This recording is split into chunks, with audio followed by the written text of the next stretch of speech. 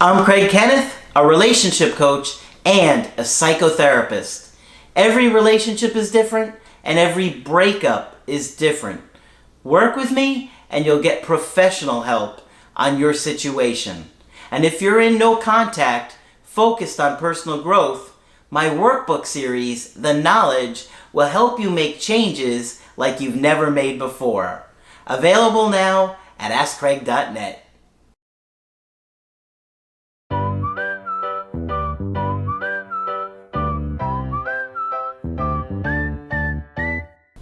Hi there, I'm Coach Craig Kenneth. And I'm Coach Victoria. And in this video, we're going to be talking to you about, but they unfollowed me already.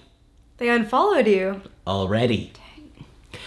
Yeah, it is tough because sometimes people unfollow you and it surprises you. And a lot of times it's because that person is hurt or upset. Mm-hmm. Sometimes they see something they don't like and it causes them to quickly unfollow you. That's why you gotta be careful with posting. Sometimes people will consider making their ex jealous. They do something to see, oh, I'm gonna post pictures with other people. But when your ex sees that, you can cause them to get to a place where they're like, I can't handle it, seeing this, and I'm unfollowing. Right. It's too hard. Right, and if you think about in the span of time, social media is relatively new. And so now there's all new sets of social contracts that people are making on those online spaces. What do you do after a breakup? Is it commonplace to unfollow someone or to block someone? Mm-hmm. And so I think as a society, we're still figuring these things out. And after breakups, these things come up. Yeah, they do. People are very sensitive, okay? And if there's some kind of trauma similar to what's going on, like they've been hurt in that way before, they're going to be sensitive and likely to unfollow or block you because they can't handle that feeling again. Right. And nowadays there's many different options outside of just unfollowing and blocking. There's muting, there's putting things aside for a while. There's a lot of different new things and features that are coming out every single day. Yep. And each social media has a different thing, right? Yeah. So it's like you have to play by the rule of that particular platform. So we've got a good email coaching today. This is from a woman in her mid-30s and a guy who's just a couple years younger. Okay, so now the guy grew up in an abusive home, alcoholic parents. So obviously, when people go through that kind of childhood, they often struggle there in adulthood with anxiety, depression, trauma, and a lot of times they wind up being fairly avoidant, right? So he also lived in a country, I won't say which one, keep it vague, but let's just say in Europe where there is a lot of turmoil going on, okay? So this was a long distance relationship. She said that they met on Instagram. Okay. And... Oh, this is important. Okay. Which part? The fact that they had met on a social media platform. Okay. Yeah. All right, yeah. And in a group, a specific kind of group. She said, we texted and then we did a video call on Telegram. I don't know anything about Telegram, do you? You were in Europe for a while. Telegram, I assume it's like a WhatsApp type thing. They have high quality videos. That's all I know. When you send videos on there, it's higher quality. That's all I know about Telegram. I don't know anything about that one. I've never used that one. And it's also one where you can send little video memos to each other. So I think that's the benefit of that platform. Okay, so they met on Instagram and they were texting, and that was for a couple of months in the fall. Then after that, she went to visit him in the country he was at. She says that she's a virgin and has limited intimacy, but he said he preferred that. And during these magical 4 days that they spent together, she noticed that their cultural differences were not an issue, which would be hard to guess or see in 4 days. He said that he is not handsome or rich enough and that she might leave him.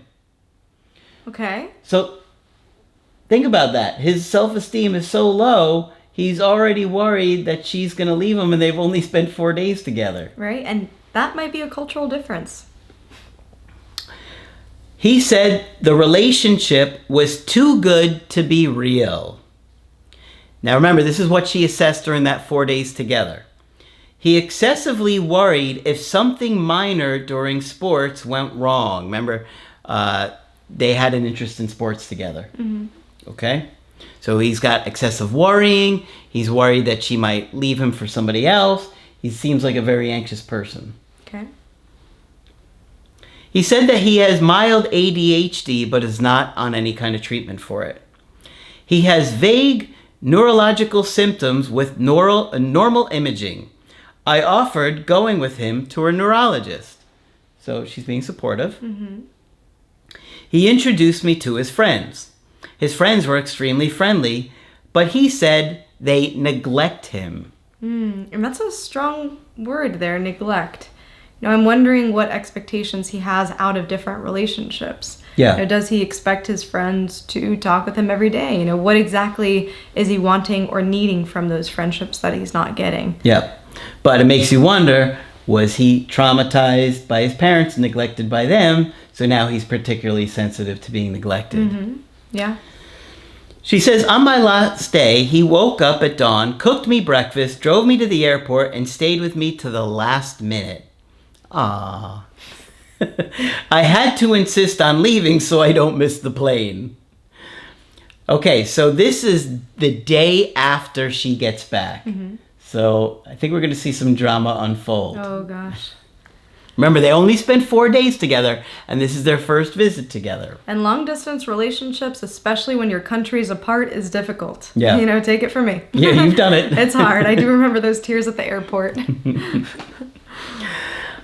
So she says, I checked Telegram and didn't see any messages. Fear of being clingy, I didn't text either. I texted at night, and he seemed angry. It turns out that he had sent an I love you. Now remember, they had only spent 4 days together, okay? And they'd only been talking for a little bit of time, so this may be, coming on a bit strong.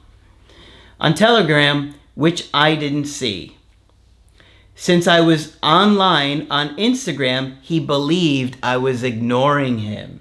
This is what I was talking about earlier about people being very sensitive in certain things, okay? So we just have a little miscommunication here, and he's getting really upset and angry. Right. And you also have to consider the timeline. This is the next day after she had returned from traveling to a different country. He got the fortune of being able to stay put while she traveled for him. And so he has to be understanding here that traveling takes time, it takes a physical toll, it takes a mental toll, an energy toll. And I can see, his reaction being it's confused. Intense. Yes. Yeah. I don't think it's considering all those other factors that he may not be experiencing. Yeah. He's just caught up in his own anxiety. He deleted the messages. I honestly never saw the message. I tried to explain over 2 hours, but he was too angry to talk. We agreed to call the next day. So this is pretty intense stuff. And he's getting really hurt over just some lack of communication and her not seeing some messages. But then he got so upset he deleted those messages. Yeah. Day 2. He was busy with friends. I waited until midnight till he called. I told him that I loved him and that I would never ignore him. He said we had cultural differences. Remember, he said previously there were none. I responded that this excuse is intolerable and that if he decides to leave for this reason, then so be it. So be it. So be it. I love this conversation because it brings up a point about attachment styles and culture. It's hard to say that an entire culture is anxious or an entire culture is avoidant, but we've seen themes in different types of cultural values that align more with one style than the other. Yep. And so on some level, I can also hear what he's saying, that maybe he comes from a more passionate culture to where, you are expected to be super responsive in that way or, very expressive in your love. And that's not as well matched with maybe her culture, which might be more reserved, which might be more stoic. And so I think these are good points to bring up to talk about. I think the issue here is the jumping to conclusions. You Yeah. know, people from very different cultures can make relationships work all of the time. And it's just about your willingness to understand that other culture and where that other person is coming from, and it takes patience. Yeah, it does. Yeah. And, you know, when you've got trauma and neglect, it's not easy to be patient. This is why I always tell you guys, you got to do the work, because these are the kinds of things that come up when you don't do the work. And these are the kind of things that lead to a breakup. Something this small, being sensitive about something this small can lead to a breakup. Right. And she tried to reassure him. She really did. You know, she had at no point said, I don't love you, or I'm not invested in this, or I am like intentionally neglecting you or ignoring you. You know, so it was the conclusion that he jumped to that he then decided to make the point to break up from. That wasn't even a solid reason. You know, it sounds like she was trying to say, no. You know, I really did not see this message. Yep. Yeah. Yeah, and she tried to reassure him for a few hours too. And it's hard to be in her position too, where you're trying to convince your partner out of believing the fake things that they believe about you. You know, you're almost like trying to defend yourself to your partner. No, I really do love you. I really do care about you. What can I do to show you? Once it spirals that quick, sometimes it's hard to even get them to feel any different. All right, let's go on. I sarcastically suggested he must be on psychotropics. He denied it. We made up, but I was exhausted. I was late for work. Day 3. That was weird. Yeah. It was like a gunshot. I was like a cannon. Like it coincided with what you were saying. Day 3, dun dun dun. What's happening day 3? Very fitting. Communication was cautious. I asked if he has any doubts regarding our relationship. He said no. Now he's saying no. He admitted being non-compliant to his ADHD medication. Okay. Okay. The way some of this is being phrased is almost like... It's almost like she's his doctor or something like that. Yeah. You know, and it's okay to be concerned for your partner, and us in the mental health field really struggle with this a lot, where we can see that our partner is struggling with mental health issues, things that we might know a little bit more about and might want to be supportive of. But you have to have those professional and personal boundaries here. Yep. Yeah. Okay. Day 4. Things were back to magic. I asked if he had any doubts. He answered, no, you're the best. At night, I called. He was cold again. Ay, ay, ay. He said the neurological symptoms are back. After interrogation, I asked, these symptoms seem serious. Are you sure you're experiencing that? So now she's questioning his reality. That's going to make someone mad. And no one likes to feel analyzed. Yeah. No one likes to feel analyzed, especially by their partner. Yeah. He snapped. So you think I'm imagining this like a psycho? Oh boy. Well, now that you're acting like a psycho, we do. Gotcha. Thanks for clarifying. Obviously, he's really sensitive to this, and he's exploding. I mean, this is like kind of like walking through a minefield, right? Yeah, yeah. I became angry and silent. Repairing the last fight took 48 hours. Now we're fighting again. I whispered, I'm trying to help you.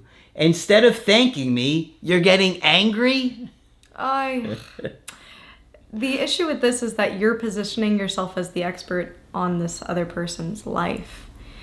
You know, so that's what makes it tricky. It's no longer an equal partnership, but you're saying, I know more about you than you do. You know, so at this point in the relationship, I can see why he's becoming reactive of this. You know, he's needing to stand up for himself here. But he does become reactive to just about everything. Yeah, yeah.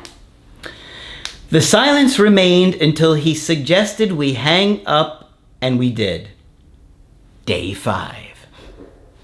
It happened again. It happened again. More gunshots. You don't live in that type of neighborhood, Craig. Those are gunshots.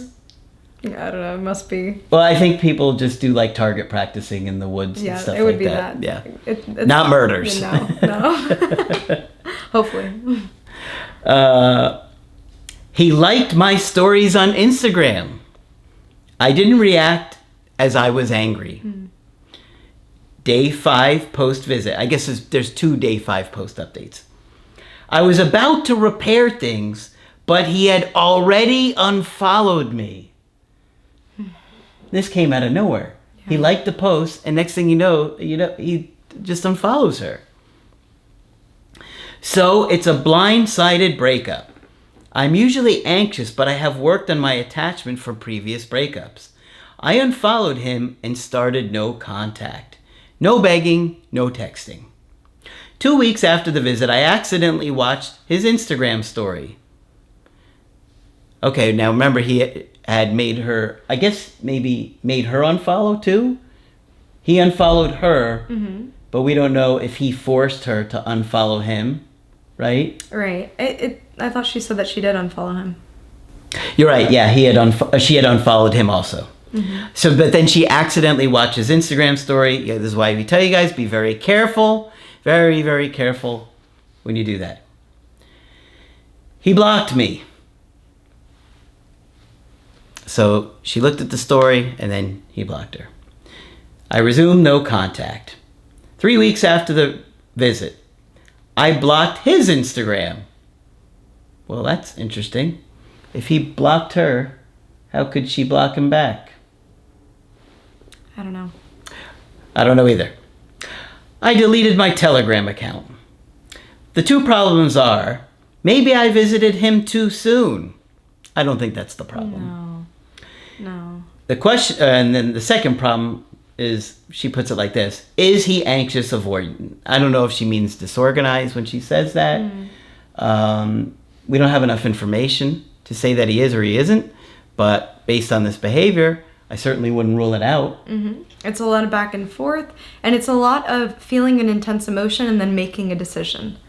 You know, we saw this multiple times throughout this story where he would be feeling neglected, and so then he decides to, respond to that in a certain way and make a decision that impacts her, and then it becomes this back and forth cycle. Yeah. Now, she said that she got the workbooks, the knowledge workbooks, and she just started them, but she wants to know, why is she drawn to immature men?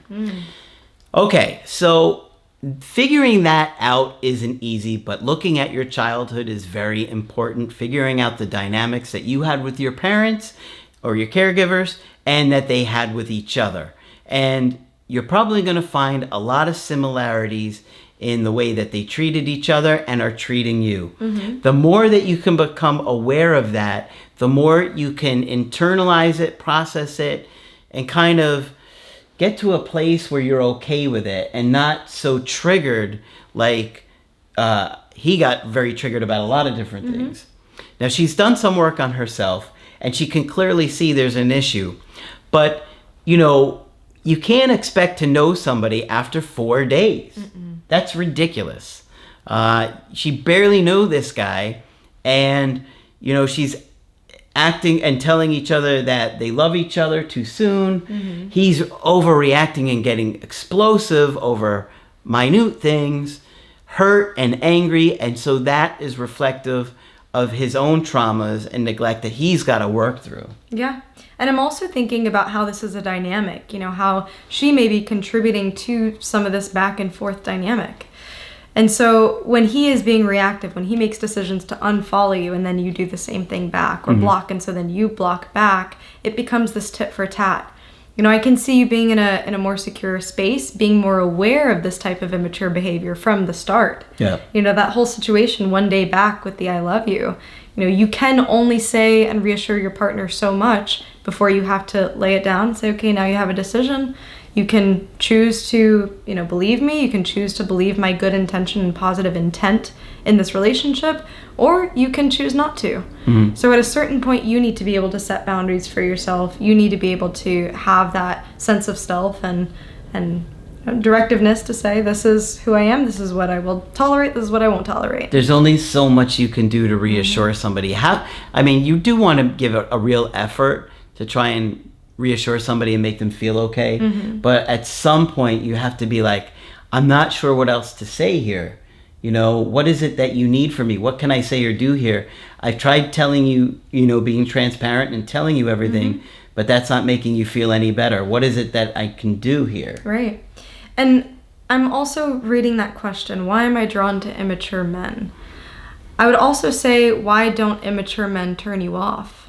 Because there's many of these little behaviors that we're seeing throughout the story that would have alerted me, okay, this might not be a good match. Yeah. If you're seeing from day to night, he's having a different type of energy towards you and nothing has changed in that time or nothing that you did provoked him. Extreme. It would make me wonder, okay, how emotionally available and emotionally stable is this person for me to engage with? Yep. Yeah, he doesn't seem emotionally stable at all. I'd be very, very careful with this particular guy. It doesn't sound like you're really interested in pursuing this, and quite frankly, I don't blame you.